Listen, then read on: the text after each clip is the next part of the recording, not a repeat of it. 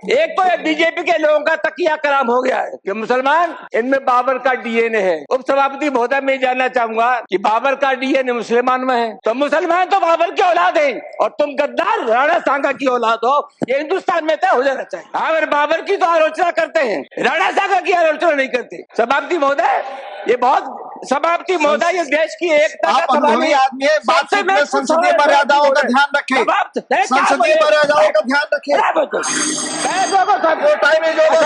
जो भी चीजें संसदीय मर्यादा का, बाबर को लाया कौन? बाबर को इब्राहिम लोधी को हराने के लिए राणा सांगा लाया था कि मुसलमान अपने घर में कैद हो जाए होली पर। उत्तर प्रदेश के एक मंत्री ने कहा कि जिनको रंगों से नफरत है वो हिंदुस्तान छोड़ रहे। इस प्रकार की जो भाषा बोली जाती है, ये देश किसी के बाप का देश है। हिंदुस्तान में विभिन्न जातियों के धर्मों के लोग रहते हैं। इस देश की मिट्टी पर जितना अधिकार हिंदू का है, उससे कम अधिकार हिंदुस्तान के मुसलमान का है। कौन है इसका ठेकेदार? माननीय श्री रामजी लाल सुमन, माननीय रामजी लाल सुमन, 5 मिनट्स रूल्स आप बनाते हैं, बना दीजिएगा आगे।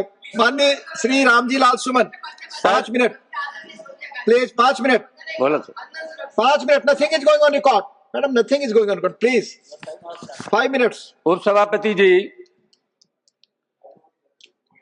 हम गृह मंत्रालय के कामकाज पर यहाँ चर्चा कर रहे हैं और मैं समझता हूं देश का जो गृह मंत्रालय है उसका प्रमुख काम है देश की एकता को बनाए रखना, सामाजिक सद्भाव को बनाए रखना। ये पूरा देश एक घर है और हिंदुस्तान के प्रधानमंत्री और गृह मंत्री का ये दायित्व है कि हिंदुस्तान में विभिन्न जाति और धर्मों के लोग रहते हैं, यहां सभी धर्मों में सामंजस्य हो, एक धर्म के मानने वाले दूसरे धर्म की इज्जत करें। लेकिन पिछली बार देखने में आया है कि जानबूझ करके हमारे देश में सामाजिक सद्भाव को बिगाड़ने की कोशिश की जा रही है। उपसभापति जी, मैं नहीं जानता,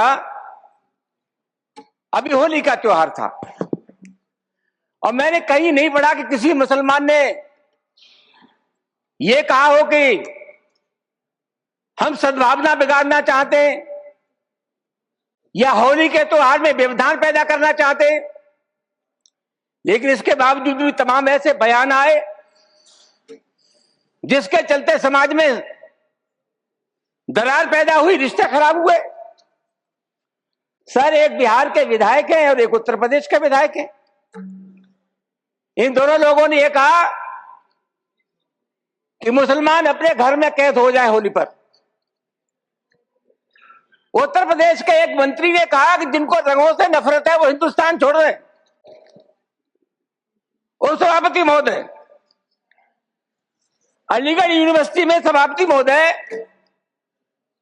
पहले होली का त्योहार नहीं होता था, परमिशन नहीं मिली। अब जब वहां अनुमति नहीं मिली, बाद में अनुमति मिल गई थी, तो वहां के एक जनप्रतिनिधि ने कहा कि जो इसका विरोध करेगा उसको मुंह पर पहुंचा देंगे। सभापति जी, कानून का राज है या जंगल का राज है? इस प्रकार की जो भाषा बोली जाती है वो किसी भी कीमत पर इस देश की सेहत के लिए ठीक नहीं है। और मैं बहुत अफसोस के साथ ये कहना चाहूंगा कि बीजेपी की सरकार है, बीजेपी का कोई जिम्मेदार नेता या कोई मंत्री इस सब चीजों का प्रतिवाद नहीं करता। यह नहीं कहता कि इस प्रकार की जो भाषा बोलते हैं उनसे हमारा कोई संबंध नहीं है। तो क्या हम मान करके चले कि इस प्रकार के जो तत्व है उनको सरकारी संरक्षण प्राप्त है या इनको भाषा अच्छी लगती है?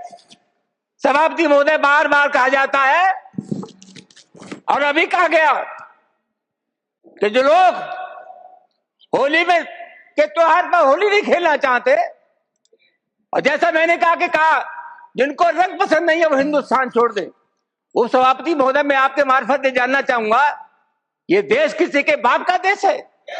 हिंदुस्तान में विभिन्न जातियों के धर्मों के लोग रहते हैं।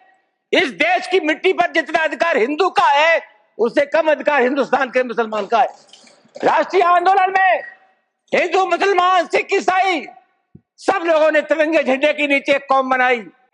आखिरी मुगल बादशाह जफर उसके बेटों का सर कलम कर दिया गया, बादशाह जफर के पास भेज दिया गया और अंग्रेजों ने कहा दमदमे में दम नहीं, अब खैर मांगो जान की, यह जफर ठंडी पड़ी अब तेग हिंदुस्तान की।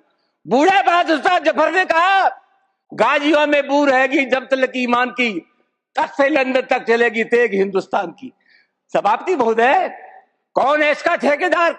हर बात में एक तो बीजेपी के लोगों का तकिया कलाम हो गया है सभापति महोदय कि मुसलमान, इनमें बाबर का डीएनए है। उप सभापति महोदय, मैं जानना चाहूंगा कि बाबर का डीएनए मुसलमान में है।